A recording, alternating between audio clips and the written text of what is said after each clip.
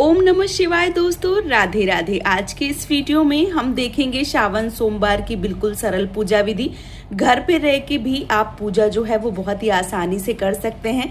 भगवान भोलेनाथ को प्रसन्न कर सकते हैं। और यदि आप प्रेगनेंसी से गुजर रही हैं, गर्भावस्था से गुजर रही हैं, मंदिर नहीं जा पा रही हैं, तब भी आप इसी प्रकार से पूजा कर कर भगवान भोलेनाथ को प्रसन्न कर सकती हैं। तो चलिए, बहुत ही सरल विधि से हम पूजा करेंगे, बहुत कम सामान में पूजा करेंगे। किस प्रकार से पूजा करनी है चलिए हम देख लेते हैं। सबसे पहले किसी भी प्रकार की कोई भी, देखिए अगर पीतल की, तांबे की मिल जाती है प्लेट, बहुत अच्छी बात है। नहीं मिलती है तो स्टील की भी प्लेट में आप पूजा कर सकते हैं। देखिए मैं हमेशा बताती हूँ, कोई सामान कम ज्यादा है चल जाएंगे, भाव यदि आपके अच्छे हैं तो भगवान भोलेनाथ या कोई भी भगवान जो है वो प्रसन्न हो जाते हैं। तो आपको बहुत ज्यादा तामझाम करने की आवश्यकता नहीं होती है, बस आप भाव से, भक्ति से पूजा जो है वो कर लीजिए। तो इस प्रकार की मैंने यहाँ पे पीतल की ये थाली जो है, ये हमारी पूजा की थाली है, ये हमने ले ली है। आपके पास जो भी थाली है, कांसे की, तांबे की, स्टील की, जो भी है वो आप ले लीजिए। और जैसे हमारे में ओम जो है वो बना है, अगर आपके वाले में नहीं बना है तो आप स्वास्तिक जो है वो बना सकते हैं, या आप इस प्रकार से थाली को थोड़ा सा है जो है वो टीक सकते हैं। ऐसे क्या होता है, पवित्रीकरण हो जाता है। ठीक है, फिर इसके साथ ही साथ आपको क्या करना है, घर पे यदि शिवलिंग है, बहुत अच्छी बात है, नहीं है तो आप पार्थिव शिवलिंग जो है वो भी बना के पूजा कर सकते हैं, या कोई फोटो है तो आप फोटो से भी पूजा कर सकते हैं। ये थाली में मैंने थोड़ा सा चंदन जो है वो लगा दिया है। अब यहाँ पे हम एक कटोरी जो है वो रख देंगे, क्योंकि अगर हम प्लेट में ही रख देंगे ना तो फिर जैसे हम भगवान का जलाभिषेक करेंगे या जो भी सामान चढ़ाएंगे तो वो अच्छे से चढ़ नहीं पाएगा। तो यहाँ पे कोई भी छोटी प्लेट या कटोरी जो है वो ले लीजिए। इसके साथ ही साथ जो भी आपके पास शिवलिंग है, देखिए कोशिश करिए कि घर पे अगर पूजा कर रहे हैं तो छोटे शिवलिंग जो है वो घर पे रखिए। अंगूठे का जो पोरा होता है, ये बस इतने ही बड़े आप शिवलिंग घर पे रखें। बहुत ज्यादा बड़े शिवलिंग जो है वो आपको घर पे नहीं रखने चाहिए, इस बात का विशेष रूप से ध्यान रखें। तो मैंने यहाँ पे इस प्रकार के छोटे से शिवलिंग जो है वो रखे हुए हैं। तो इसी प्रकार से आपको शिवलिंग जो है वो रख लेने हैं। अब हमें क्या करना है, अब हम दीपक जो है वो जलाएंगे और अपनी पूजा को शुरू करेंगे। तो देखिए सबसे पहले हम यहाँ पे एक प्लेट रखेंगे, क्योंकि खाली दीपक जो है वो नहीं रखते हैं। उसके बाद थोड़ा सा चावल जो है, कोई भी आप चावल डाल सकते हैं, कोई पुष्प जो है वो डाल के, और इस प्रकार से दीपक जो है वो रख सकते हैं। तो मैंने यहाँ पे जो दीपक है वो रख दिया है। अब हम क्या करेंगे, अब हम भगवान भोलेनाथ का जला अभिषेक जो है वो करेंगे। तो देखिए, आप चाहें तो पंचामृत स्नान करवा सकते हैं, आप चाहें तो केवल जल से, एक लोटा जल से भी भगवान हमारे इतने भोले हैं कि वो एक लोटा जल से भी मान जाते हैं। तो आप चाहें तो दूध से या पंचामृत से या गंगा जल से या केवल जल से स्नान जो है वो करवा सकते हैं। यदि आप मेरे तरीके पूजा कर रहे हैं तो आप 3 बार, जैसे इस प्रकार से मैंने सबसे पहले दूध से अभिषेक जो है वो कर दिया है। इसके साथ ही साथ हम गंगा जल से अभिषेक करेंगे और फिर जल से अभिषेक करेंगे। तो कम से कम 3 बार 5 बार जो है वो अभिषेक आपको जरूर करना है। तो यहाँ पे मैंने सबसे पहले दूध, फिर डाल दिया है गंगा जल, और इसके साथ ही साथ अब हम डालेंगे शुद्ध जल। तो इसी प्रकार से भी आप स्नान जो है वो करवा सकते हैं। और जब भी आप दूध या दही जो है वो ले रहे हैं तो आप पीतल का या स्टील का, इस प्रकार का कोई भी लोटा, जैसे ये पीतल का लोटा है या ये स्टील का लोटा है, इस प्रकार का लोटा जो है वो लें। कभी भी आप तांबे का जो लोटा है वो ना लें, क्योंकि उसमें जो दूध या दही है वो नहीं डाला जाता, इस बात का भी विशेष रूप से ध्यान रखें। तो यहाँ पे देखिए मैंने अच्छे से जो जल है वो डाल के और शिवलिंग को स्नान जो है वो करवा दिया है।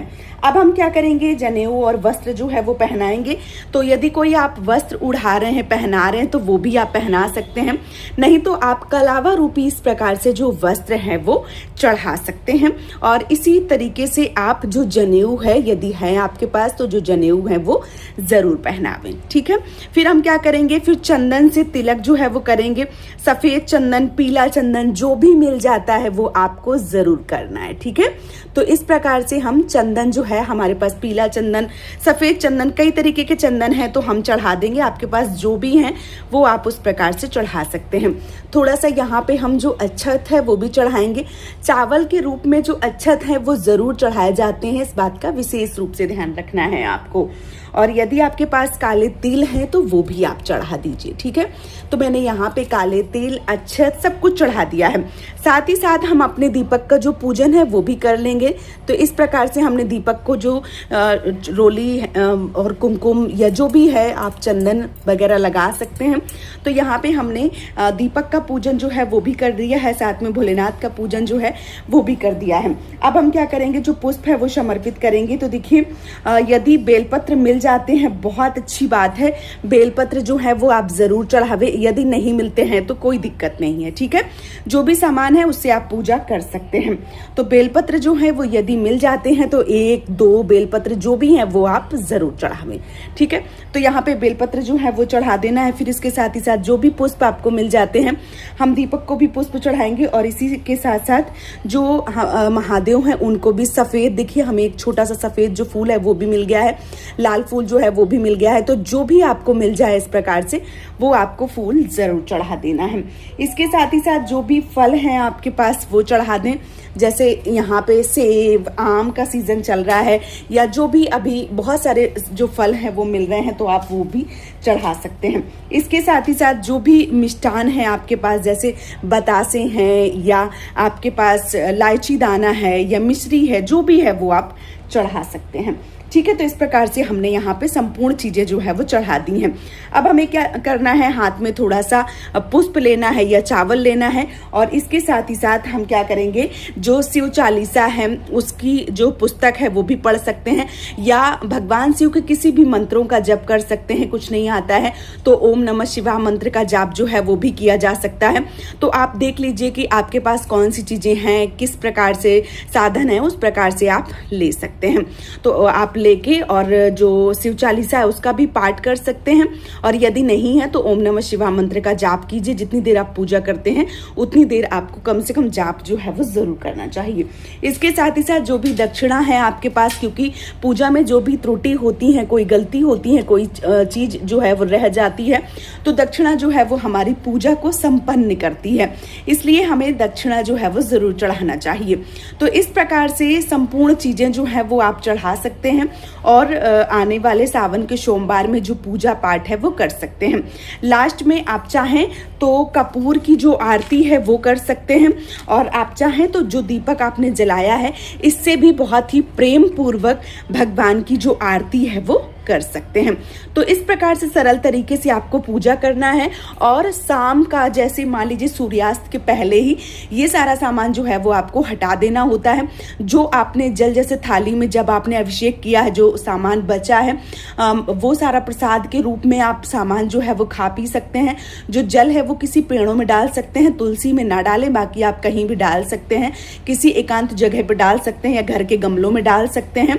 और जो प्रसाद है, जो पैसे हैं वो आप अपने मान लीजिए कोई कन्या है उनको दे दीजिए, मंदिर में दे दीजिए, या कोई भगवान का आप प्रसाद इत्यादि जो है वो मंगवा के चढ़ा भी सकते हैं और खा भी सकते हैं, ठीक है। इस प्रकार से आप कर सकते हैं, और सूर्यास्त के पहले ये सारा सामान जो है वो उठा लिया जाता है, और हर सोमवार को आप इसी सरल तरीके से पूजा पाठ जो है वो कर सकते हैं। तो दोस्तों आप सबको ये सरल पूजा विधि कैसी लगी आप हमें कमेंट में जरूर बताइए, और यदि वीडियो पसंद आया है तो चैनल को सब्सक्राइब करके वीडियो को लाइक कीजिए। आज का ये वीडियो मैं यहीं पे समाप्त करूंगी, बहुत जल्दी मिलूंगी आप सबको एक और नए वीडियो के साथ में। तब तक के लिए ओम नमः शिवाय दोस्तों, राधे राधे।